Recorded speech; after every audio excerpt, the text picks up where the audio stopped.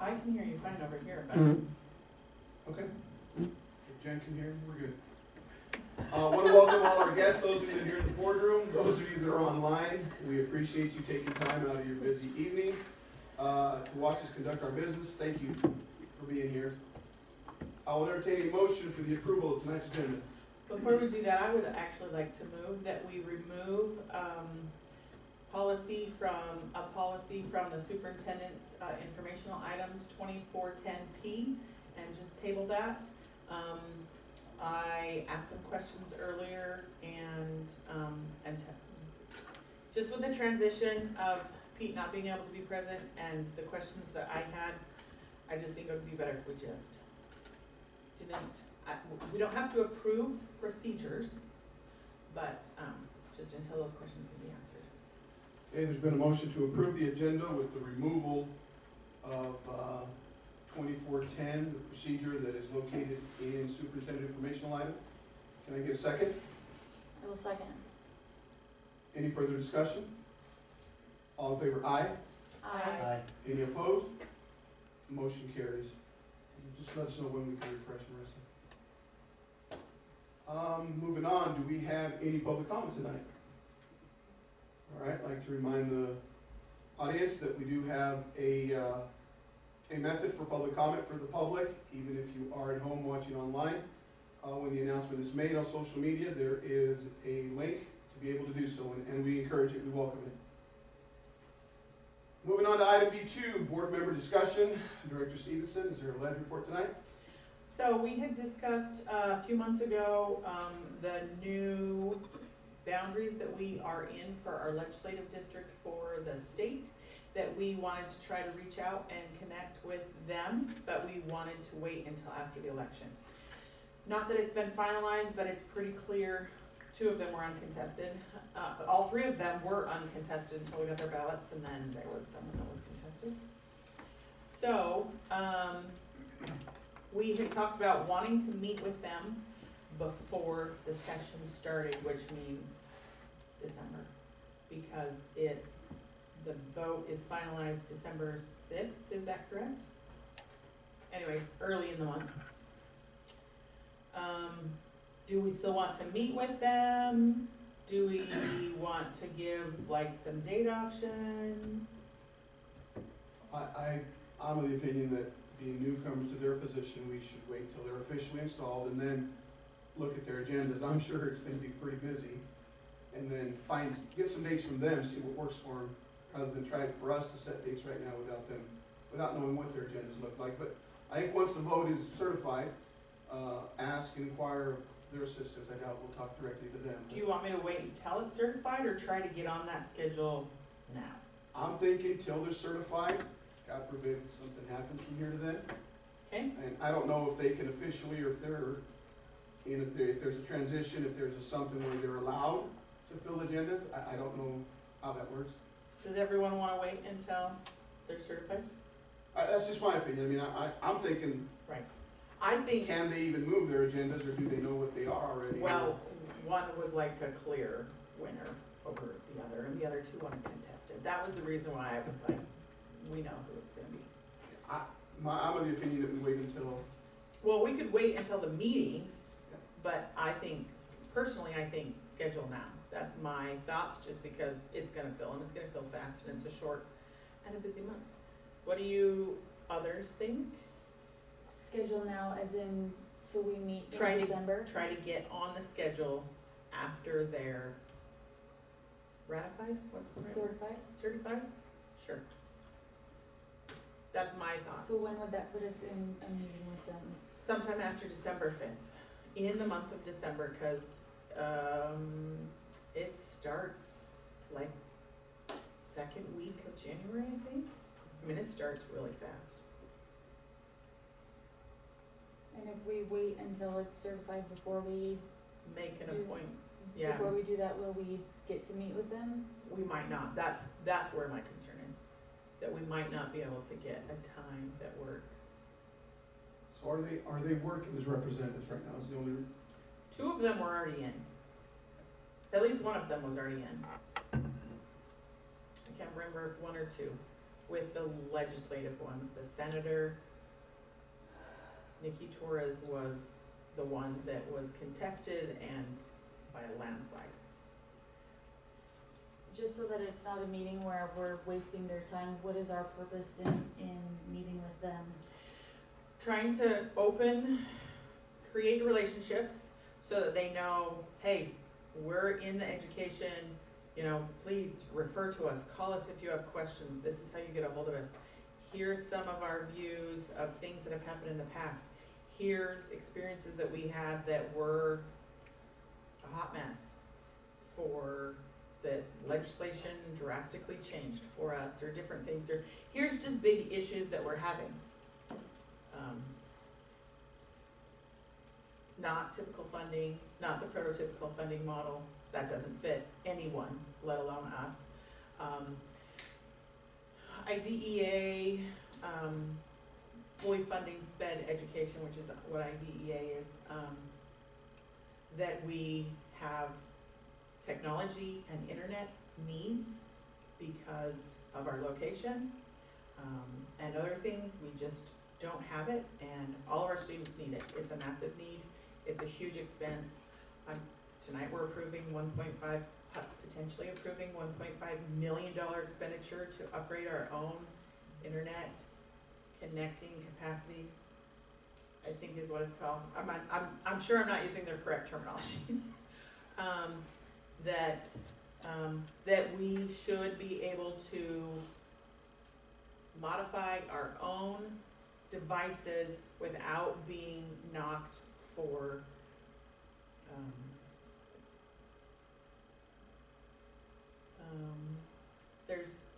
there's like terms that we've been discussing and discussed with other ones. I think those are my big issues and concerns. While it would be nice to get them here and we can meet with them in person, it also might be in our favor to actually spend one day after they're in session and all the new bills are introduced right at the beginning of the session, so we know what's going to impact us. We go over there and meet with them in their offices too. You're a genius. Which is really, really good too. That would be so nice. And to be able to answer any questions Yes. that they have. That would definitely be worth it. So just starting relationships more than anything, answering, because they're gonna have questions. So would you want them to come here and then we go there, or just go there? I think it would be a lot easier to go there and meet with them in their offices. It might be a lot easier to schedule a time too than them trying to all get together at one time and meet us here. I think we try for both. Just the meet them there is the definite second, part B, that may end up becoming just part A also. So, See, they've got a long session this time. So they've got 120 days, I believe. So, like I said, there's gonna be a lot of activity this coming session. So, like I said, there'll probably be quite a few bills that might impact schools quite a bit that we will have more sight of by then too, after the session starts. warranty was the word I was not able to come up with in my brain. Voiding the warranty if we make any modifications. Sorry. So, thoughts. Ken, it sounds like your preference is just meet them there, which typically we get 30 minutes apiece, like if we set them separate. Your thoughts? Your wait until after they're in and see if we can get on the schedule for, That's what I would Here. say. okay? Lindsay and Sharon. I just, sorry, a little concerned that they're gonna not be ready for us since she's new and they need to work together. But, I mean, either way is, I'm interested in meeting her. Okay. I don't feel real passionately one way or the other, so I'm pretty open. I like both Me ideas. too. Let's try to get on the schedule. Yeah. Okay. Let's try that. All right, we'll just see what happens and then definitely say we want to schedule some time for when, after the session starts, to be able to answer questions. Okay? Thank you. That's all I have for legislative report. All right. Moving on to item B3, student representative reports. Thank you for being here, both of you tonight. Appreciate that. I don't really have much because I'm trying to prepare for the conferences coming up. Conferences went well, and I don't know whose idea it was Thursday to have like the veterans come in and talk. But it was really nice to hear their stories and thank them for their service.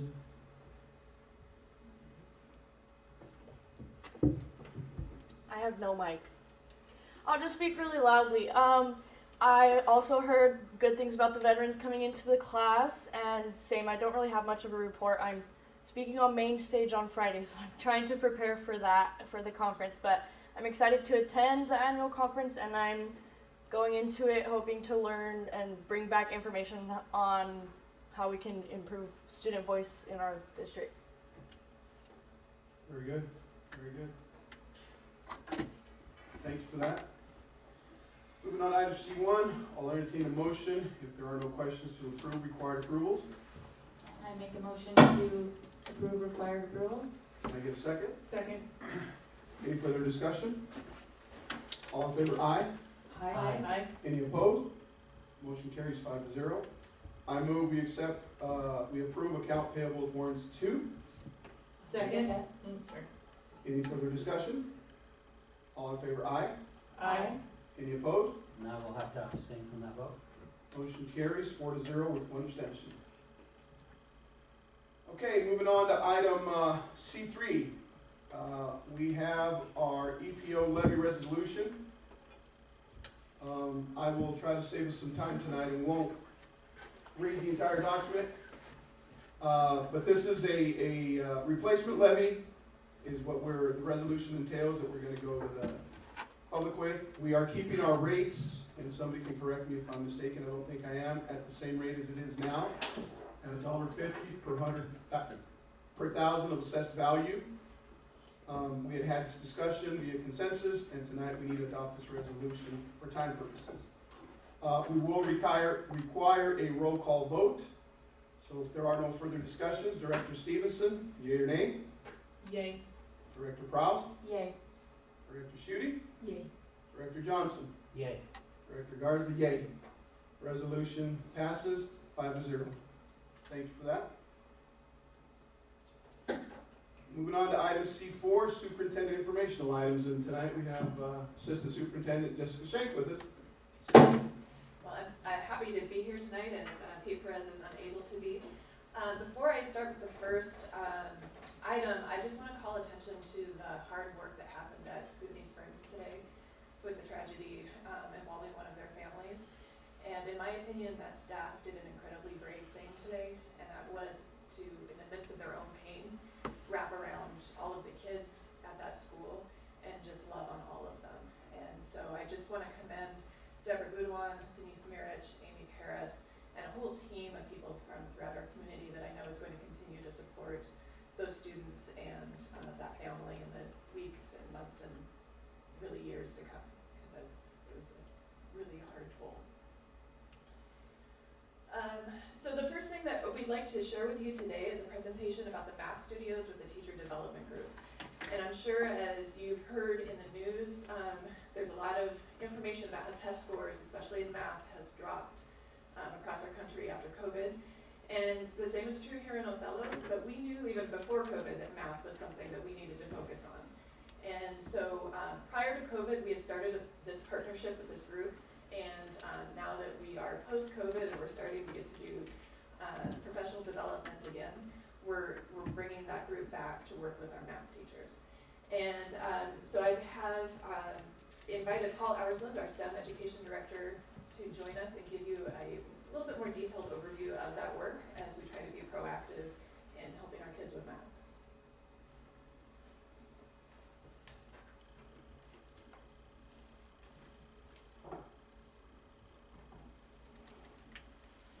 Thank you, Jessica.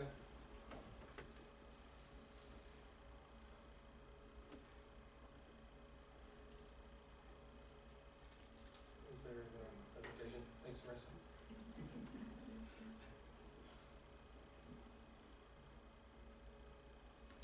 So we're in partnership with Teachers Development Group, which is a nonprofit that's focused on just helping teachers with professional development around particularly math instruction. And we partnered with them with some trainings over the summer, but also in preparation for Math Studios, which is where we get to actually work on and try out some of these strategies that we know are best practice in math education. And so our target group was the upper elementary and the middle level. The reason behind that is that math concepts become increasingly complex and abstract at this point. So students are transitioning from some pretty solid arithmetic concepts into some more abstract ideas. And unfortunately, that is a point where unless instruction is really solid and the kids really get a chance to grapple with it, that we can start to lose kids as far as their ability to comprehend math and feel like they're successful in math practice. And we're also at that crucial transition point from moving our students out of our 4 elementary schools into MMS. So we kind of targeted that upper elementary and that middle level for this. We have worked with different grade levels in the past and at the high school, but right now we felt like this was where we really needed to focus, and where the buildings also agreed that that's where they wanted to focus their attention. And so we had 2 steps here. The first was professional development through a summer institute. So it was a 3-day training that was held here in August. And we just kind of relaunched that work that we got to start before COVID, but then during the COVID times had to step back from. And it really, the focus on this is kind of 2 parts. The first is a focus on grade level core instruction, which means that students are receiving content standards that are on grade level during core instruction. Because it's really easy for a teacher to say, hey, a student has some gaps, a student has some deficits, let's take a step back. But if every teacher does that every year for our students, before you know it, when we're in the upper grade levels, none of our students are learning math on grade level, right? So focusing on staying and teaching our standards at the content level that we're supposed to for every grade level and every content course along the way. And so that was that big focus of the Summer Institute. There's also a part of it about how those practices that I described can make it more equitable for our students. Every student can access that math. The next piece is the Math Studios, which I'll explain a little bit more as we move forward, but it's a process where there's a studio teacher, they work with the consultant, they design a lesson that integrates a lot of these best practices in math instruction, and they spend about a half a day doing that. We spend about a half a day doing leadership coaching, so the consultant goes around and we do something called data snaps, where we get into classrooms, see the instruction that's occurring, and debrief about it and talk about what we're seeing and what we're maybe not seeing in those classrooms, and primarily not focused on teacher actions as much as the way that the students themselves are getting to interact with that math. And so that's the Math Studio piece. Once they do that training, we actually bring all the teachers in for the actual studio. So the whole group of teachers from sometimes the same grade teams or multiple grade teams come together and get to go into the classroom, watch that math instruction occur, and then we step back out of that classroom and we go and we debrief about it and talk about what each person can do as they reflect on their own practice to try to engage every single student in their classroom in that math. And so that's kind of the overview of the process. And we have 4 cycles planned this year. We've already finished 1, and we have 3 more to go. One of them will be occurring later this week with our 5th and 6th grade teachers. And so some of the focus in those, to give you guys a little bit of the details, are teaching students how they interact with math. And so these are called the habits of mind. And these are just best practices as far as getting students to talk about and to understand how they're interacting. So an example up there is mistakes and stuck points. Getting a student to be able to articulate, I know exactly where I'm getting stuck. Not, I just can't do math, I don't know how it is, I'm just not good at it. But saying, no, I was doing great, but right here is where I'm getting stuck, right? And once they get to that point, now that's great feedback for the teacher, and that teacher can give great feedback to the student, and it can move everything forward. So that's a really simple example of how we start integrating these. Same thing with justify and generalize. You can imagine how making a student or having a student justify their responses in math class leads to a more thorough understanding of the math versus the answer is 7, and now we move on, right? No, justify, why is it 7? And so just really getting the students to think about how they interact with the math. The next part is how they interact with one another during that time. So math isn't just everybody sit there and do your math quietly by yourself, but talking to it. And so that if I'm in the same class as Gael, me and him can work together to kind of understand. Maybe he knows something about math that I don't, but unless I get a chance to explain my reasoning and for him to comment on that, I may never know what he knows about it. And so helping students kind of learn how they interact in math class as well as how they interact with just math. And so those are some things that we work with Math Studios and with TDG that just kind of help our teachers think about their role in math class and how they can give more of that ownership of the math and how the students are interacting with it to the students in the classrooms. And so we're super excited to be doing this work again, and we're super excited to have a teacher development group back on site to help us move our math education forward. And like Assistant Superintendent Schenk said, math has been something that we've always been focused on, trying to improve and trying to do better. But we all know that it got hit really hard during COVID, during that time that we didn't have students in the building. And so working hard to get back to that point, especially in those grade levels where we know we can, if we're not effective, potentially lose a large number of our students. So our desired outcomes are to improve student discourse during math lessons, improve student engagement during math lessons, and that's for all students regardless of their ability level. So regardless of where I'm at with this on-grade level content, how do I contribute? How do I have a way to access the lesson and participate with my peers? And then a focus on grade level content during core. So when core instruction is happening, I'm getting content that is at my grade level, not a couple years behind. We have intervention for that, but we gotta teach our standards during core. And so those are the desired outcomes that we hope we see as a result of this work. I have a couple of questions.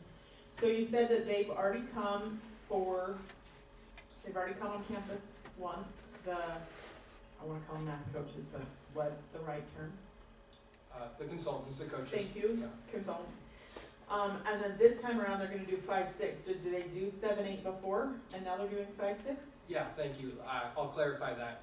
We went through a cycle with all the groups the first time, and now we're coming up on our second cycle. And Okay. so everybody had access to the training in August, middle level and upper elementary. We have a total of 3 groups going, 2 groups at the elementary and 2 at the middle school, 7th and 8th, so 4 groups total. And they all did their first round of Math Studio, and we're all coming up on our second round of Math Studio. Oh, great. And there'll be a total of 4 Math Studios during there. And the math studios are teaching the teacher outside of the classroom, or those are the evaluation where we watch what's happening and then say, Yeah, We it's suggest the 3-part. It's where the admin gets to go through and do those walks and kind of observe classrooms and talk with the consultant. A single teacher gets to do a pretty intensive planning with that consultant, and then everybody from their team, everybody in that Math Studio group, then watches them when they instruct the students that next day, and then everybody debriefs and talks about it and reflects on their own practice. gotcha, great, thank you for those details. That sounds awesome. Paul, so when you're doing your core instruction, what I'm concerned about is, I think it's great, but what about those that are lower level and those that are higher level? How are we making sure we're taking care of those? Because the lower level absolutely isn't gonna be able to keep their minds going. Working with a partner, I've seen it in some of the schools, it's great. Yeah, we had some great examples of that during this last studio. It really comes to, we have intervention to help catch students up, especially at the elementaries. But when you're designing a lesson, there's a concept about a low floor and a high ceiling, which means the low floor means it's easy to access. Even if it's just as simple as me saying, when we're doing division, well, if you break it up into 2 groups and one group's bigger than the other, that's not fair. So even a student just being able to say that's not fair, they're participating in on-grade level learning. Meanwhile, there could be another student who has just a greater concept development of that already, and even though they're at that point and the other student is here, they can still contribute, and they may say something that is maybe more abstract because of their level of knowledge of that, but both students participated in the same lesson and potentially learned from one another. And so it really comes down to lesson design to say, I have a diverse group of learners in here, but I'm gonna design my lesson in such a way that all of them can access it. Not if I design a lesson and the goal is for you to give me this answer, well, these 10 kids can give me the answer and these 10 can't, and so these 10 were the ones that are able to participate. So that's like the difference between a good lesson design and a poor lesson design is how many students can participate in that lesson based on their knowledge level. Good, I mean, it's good to see that they're working together to help each other. Thanks. Great, thank you for that. Oh, Thank you. Okay, our next item is about an wireless upgrade information. And if there's any questions about that, we have our technology director and they're available to answer. I thought that this was really exciting to be able to see that I hear from my children all the time, it's so slow. Usually that's in reference to our house. And so the school district's much faster than our house, but never fast enough. And so yay that we're looking at fixing that and that there's a plan for where those funds come from. Thank you. What kind of a timeline are you looking at having this all done?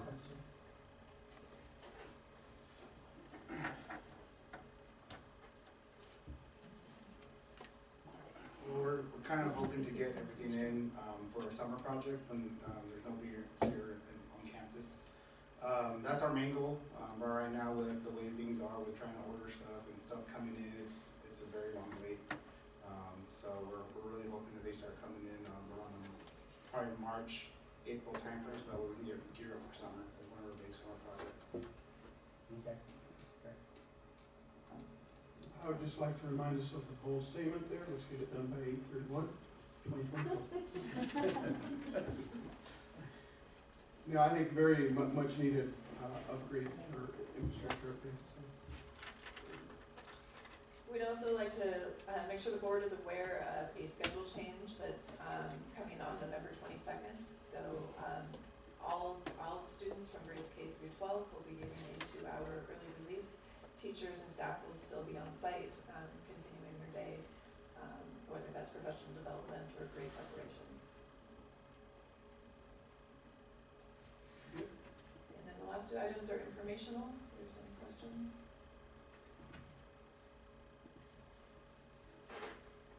I was really excited to see that WASDA is finally coming through with policy updates. Yes.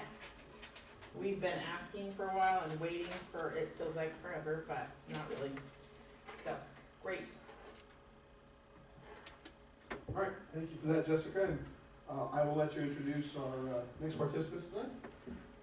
Well, I'm happy to introduce Principal Wilhelm Brott and his wonderful assistant principal, Jesse King. And they're here to talk about the work at Hiawatha.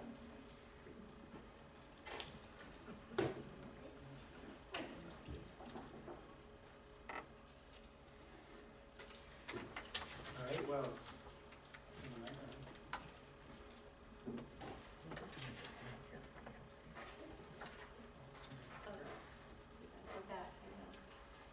All right. Well, we're really excited. We're a couple weeks out, or almost a month out, I think, of our board visit, but we had some conflicts and some training that I was in, and so we're grateful that you all were willing to reschedule us and that we're able to be here. I was doing some training, and Jessie leaves at about 3 o'clock this morning to Washington, D.C. for some training of our own, so we're squeezing in and able to do this. But we're really excited to be able to present. We've got a couple of goals, and those are to be under 10 minutes and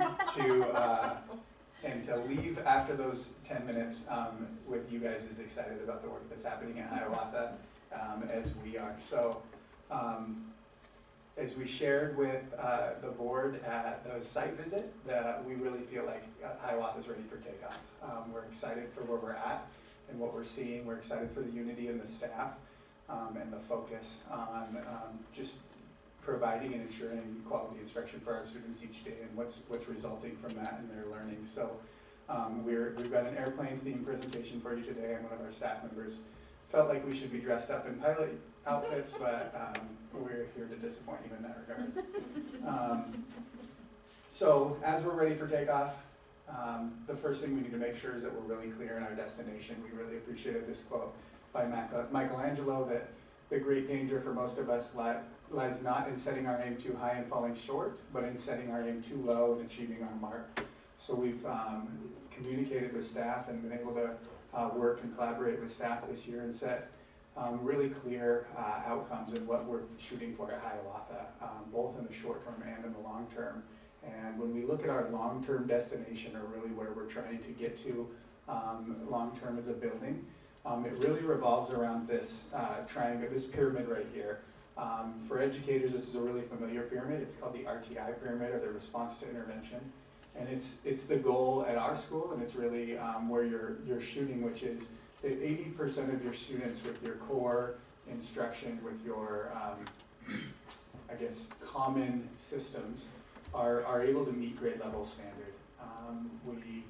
We know that our students are learners, that just by our nature, that we want to learn, and we have desires to learn, and that we can learn. And so our job as educators is to design our instruction so that 80% of those students with our core instruction are able to meet standard.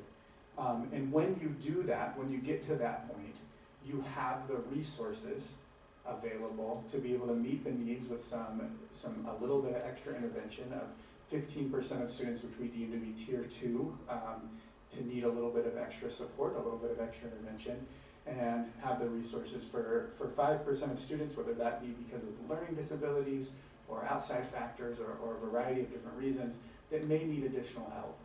But when you don't have this percentage breakout, it becomes really difficult to provide the resources to all your students. So this is what we've really focused on as a building.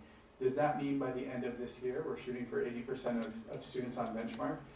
Absolutely, we'd love that. But we recognize that this is probably a years-long process of going there. So we've set these intermediate goals and we're progress monitoring as we go to get Hiawatha to this point. So alignment's important, and alignment is what we're focusing on in order to do that. I think this is the seat that I feel like it's 90% of the time I get into an airplane, I'm on this seat, right? Like looking out over the wing. And it's always really fascinating for me to watch the little flaps go and get ready as we get ready to take off, or as we're taking off and moving. And just the incredible alignment that an airplane needs between the two wings and between all its components to be able to increase in altitude. So Jesse's going to speak to you a little bit about some of the efforts we've made for alignment, and then share with you some of the awesome results that we're already seeing this year due to that alignment. Thank you. So some things that we put into place over this year and last year are really looking at our grade level scope and sequencing. So mapping out the entire year, knowing exactly how many days we have, and saying this is what we need to get through. These are the standards that we need to address and get students to mastery by the end of the year.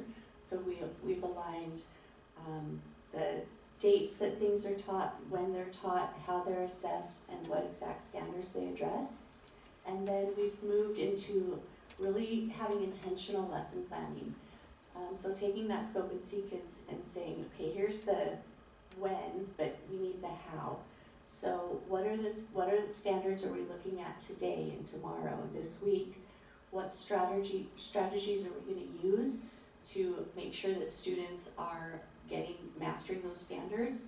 So we look at the learning intentions. What's the intention for that day? And for students, what's the success criteria? How do I as a student know that I succeeded? And so as a teacher, I know where I need kids to be, and then I can choose what strategies are going to support them in that. We've also been doing data meetings, which I know you guys are familiar with because we've shared that before, but that's really taking those assessments and saying where we're misconceptions, misunderstandings, and how are we going to address that, and looking at a plan to really move kids forward with those misunderstandings or misconceptions. And also what worked, what didn't work, what do we need to change. This final piece is something we've really been working on this year. It's that foundational reading. We know that kids need fluency and accuracy in order to comprehend. And like what with Paul, there's comprehension in math as well, and in all subjects. So that foundational piece is so important. It's looking at, Do they know their phonemes, their individual sounds? Can they blend them? Can they manipulate words? We know that if they can take the word like shouting, and take off shout and add in wait, it's waiting. I saw my kindergartners doing that this year, and that was super exciting. When they can do that, they can really move forward. Oh, one more thing. Actually, I'll tie it into this, that's okay. With that foundational reading, some of the things that we have been doing are looking at different grade levels and what they need. So kindergarten, that need of they've got to know their letter names and sounds by the end of the year. If they don't know their sounds, they're not going to be able to read a word. Moving into first grade, can they know their digraphs and their ending sounds, their things like that? So to build up, they've got that one foundational piece. Now we're going to move into reading whole words, and that's going to support in second grade. That foundational piece of phonemic awareness stops, but we need to continue that. Something else we've been adding is, sorry, under 10 minutes, I'll go faster. Something else we've been adding is what Paul said too. I kept thinking about so many things when he was talking of, we need really good, solid core instruction with phonemic awareness. So I think it's easy to go, oh, we're not going to do this core because these kids need this here. But if we leave off that core instruction where kids are at, and we have core instruction in phonemic awareness and in those foundational skills all the way through 6th grade. So we've made sure that's been one of our non-negotiables, is that needs to be taught in every grade level, so that the kids, as the text gets more difficult, they're able to read that text and then comprehend. We've also included dyad reading as well within our upper grades. Oh, thank you. So this next image is that increased altitude. This is where we feel that we're at on our flight path. And we're heading towards our trajectory, but we're really starting to get that momentum and that push that you need to get the plane off the ground. We feel that we're really having that this year, of getting the core pieces that we need, the foundational pieces that we need, that students need to really get to that end destination, to get to that goal. So this is how we feel. We're getting off the ground. We're moving. So the next few slides is the actual data. So I'll just talk you through this one first. You can see September is our beginning point. May is the goal, and we've based our goal data on the data, on September's data. With kindergarten, we didn't have some previous data from years before, so or from this year, so it's looking at the years, oh no, this year, okay, sorry, that is this year. So we have this flight path, this path of what we need to do by these timelines in order to reach our goal. So for kindergarten, it's looking at those letter names and sounds. They came in knowing 20% of those. Our goal is 80. Already we're above that trajectory to reach that goal by May. So that's super exciting. We've seen a lot of growth in kinder. Oh, and so thank you. That's helping me out here. We're a team. So when you see the percentages, so for all of these, that percentage is how many students are at grade level who've met the benchmark of grade level learning. So first grade, we don't usually give the phonemic screener. So this is, do they know those letter names and sounds? Do they know some of the very basic things that they needed from kindergarten? We were seeing a gap in that based on last year's data, so we decided to give this phonemic screener, and we can see 41 kids coming in were at that benchmark, which is that end of kindergarten grade level benchmark. Our trajectory, we are going for the moon. It's 90% by May. So in October, we've already increased by 10%, and we're on that trajectory. We also give DIBELS and the WWR is whole words read. So this is the normal one we give, but we also included that foundational piece as well so we can track that data. And again, they're above where they're at for that October goal. So it's really good data. Second grade, so I want to share what the meaning behind this. So in August, they were at 17% meeting the grade level on whole words read. And we really found that they were missing some of those phonological pieces. So we've incorporated extra doses of, it's our curriculum Haggerty, and they're doing not only in core instruction, they've revised how things are being done. Kindergarten's including gestures that go with the program.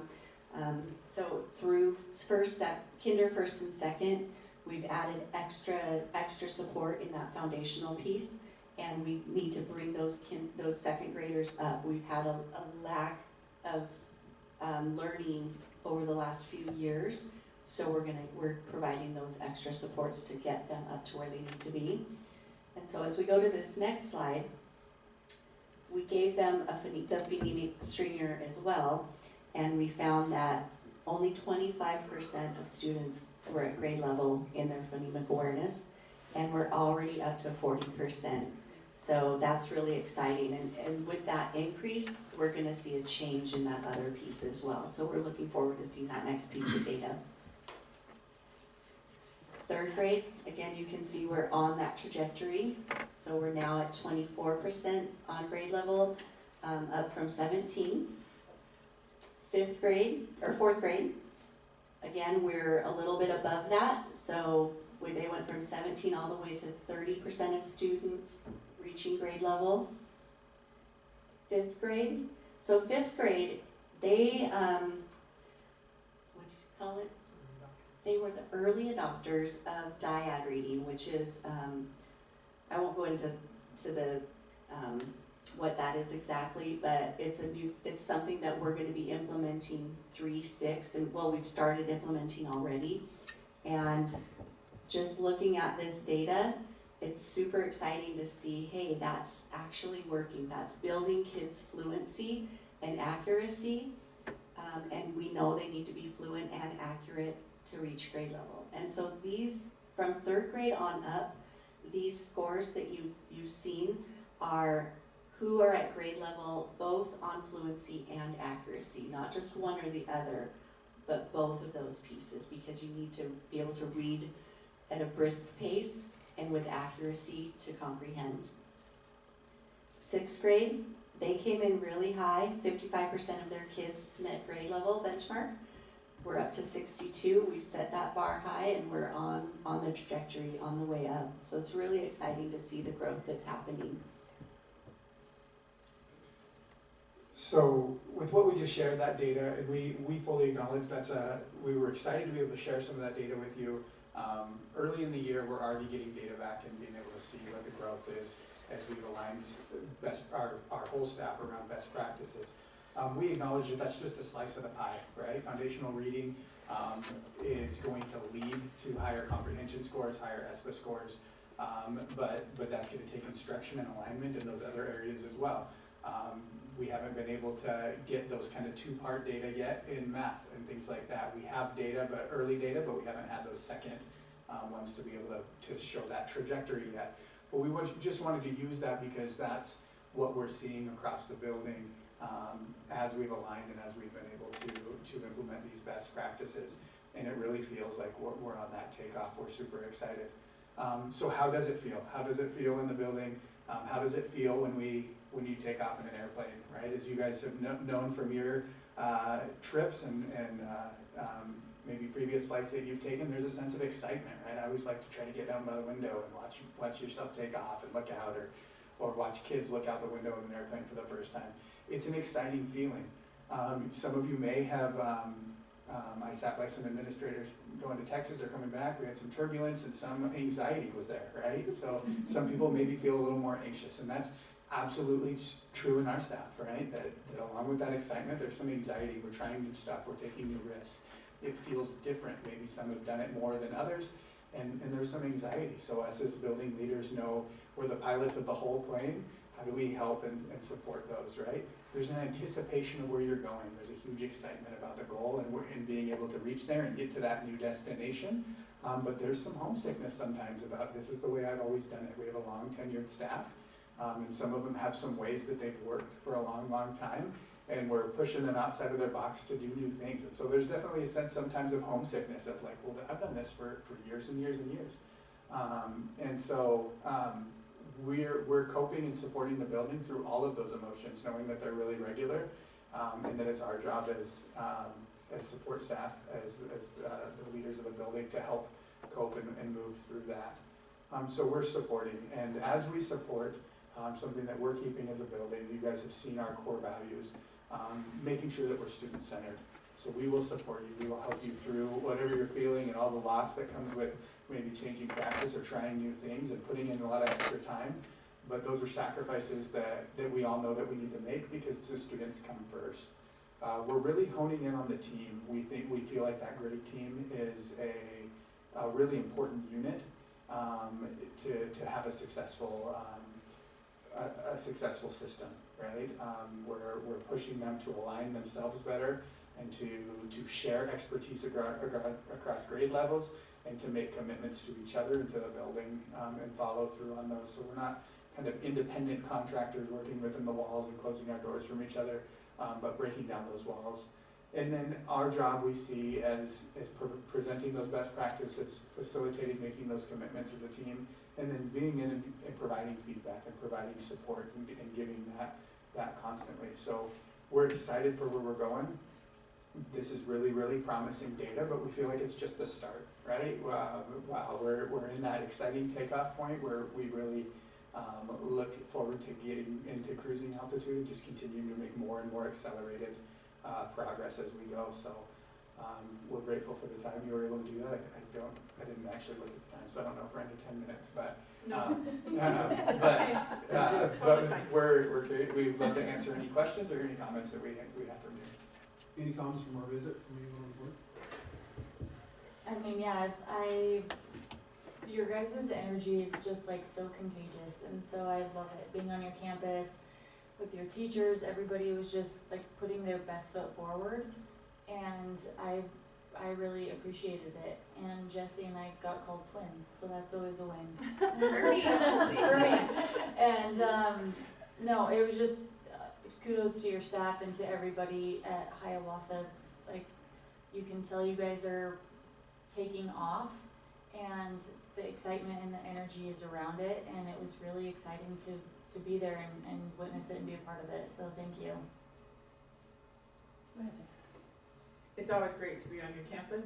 I ditto to everything. The twins part of it, get called twin. And yes, definitely that takeoff, that anxiety, that excitement, everything, totally, it's palpable at your campus, and it's obvious that everyone is excited to be on the plane and ready to go. I think attitude is really a big thing that I've seen. It's opened up outside of the box, but I saw already last year, you did have each of the fifth graders together, the fourth graders, the teachers are always together, and that means they're working as a unity. And that I can see it even more this year, that they've got more energy or something. Yeah. You've lit a fire under them, and that's great, because that's what we want to see. We want to see it all the way to the top. So congratulations, good job. I'm sorry for not being there that day, but I could definitely see it in these examples that you gave us of their scores and your goals that you're set at, that you got your whole staff, they're buying in on this, and that's great. You can see this. Those great improvements, some of these scores weren't even there a couple of years ago when COVID started. I mean, you guys are way above that. We hear a lot about the national averages of how they're down so much and stuff, but I don't think the school district is as bad as what some of the national ones are. I think we're doing very, very well, and it's with staff and administrations like you guys that we could say, hey, we're above the rest of them, and we're doing a great job. I just really appreciate it. fantastic time, great visit. I'll echo what Jen said about the palpability of the unity, the atmosphere that you created, and just seeing these scores. It's really somber when you hear the national scores or what the news is telling you, and to know that we have several, if not all of our schools doing way better than that, I think is something that we as a district need to be proud of. And like Ken said, it's because we have the employees, and in this case, the administrators, the teachers, the counselors, everybody that's involved, everybody in the village is doing their part because of the expectations that's been set by you all. And I commend you for the lofty goals. I mean, you guys are setting it up there, and you're on your way to them. So the anxiety, the emotions, everything that comes with it, like the plane, that's good that they're feeling those things. That means you guys are on the right trajectory. And I just want to commend you for all the work you're doing. And if you work at Hiawatha and you're listening tonight, kudos to all of you. Great job, great visit, and appreciate the presentation of the data. Thank you. Good job. Thank you so much. All right, and before we move on, I have to go back to something that I didn't do prior. I will now entertain a motion to approve levy resolution 23-002. I move we approve the levy. Can I get a second? I'll second that. Okay, all in favor, aye? Aye. Resolution passes. Now we need a roll call Okay. individually. Director Stevenson, Aye. Director Prowse, Aye. Director Schutte, Aye.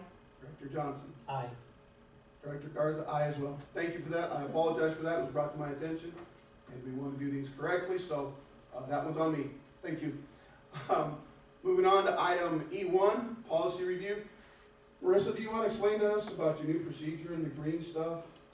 I know you attended some training, and of course, you have some input. Okay, so, I've been doing a board docs training every couple of weeks, and one of the things that I learned was track changes.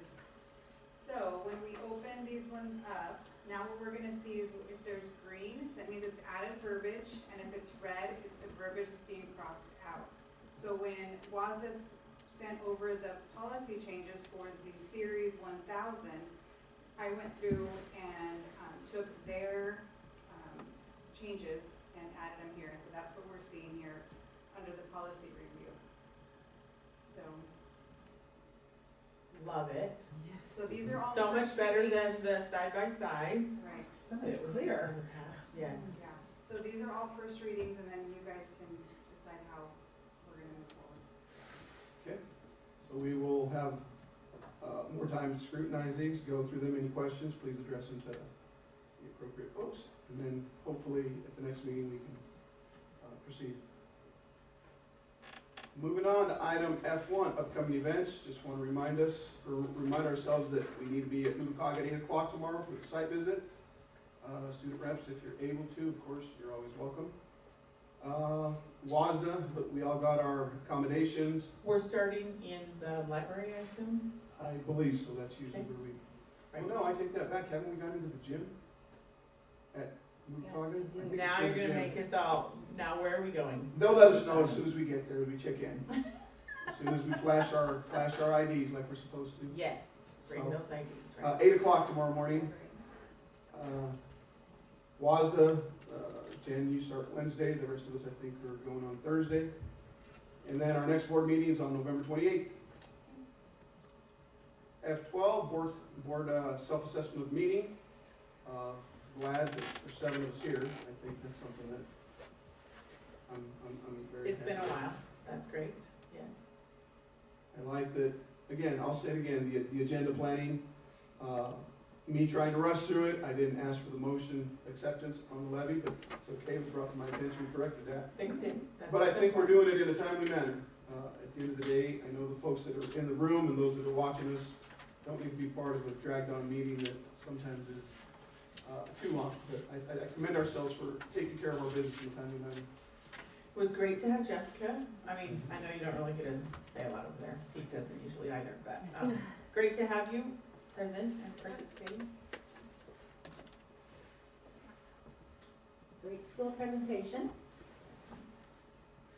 I mean, there was it was like all district stuff today. I mean, we had some elementary, we had some middle school, we had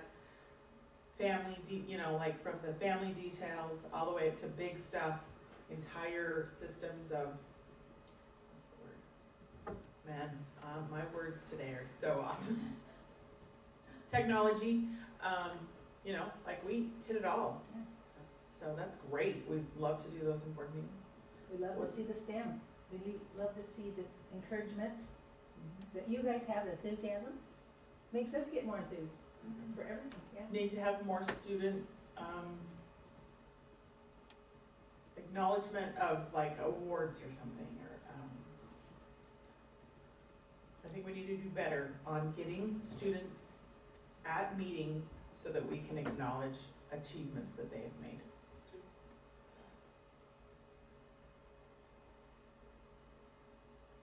Jessica, I want to give you a chance for feedback. What do you think of the meeting? I think it was well planned. And it's nice that we can get through so many, like Jen said, so many different important parts of our district work in under an hour. So, Wow. All right, ladies and gentlemen, I just want to remind ourselves to be safe as we travel this week to WASDA. Our business is concluded and this meeting is adjourned.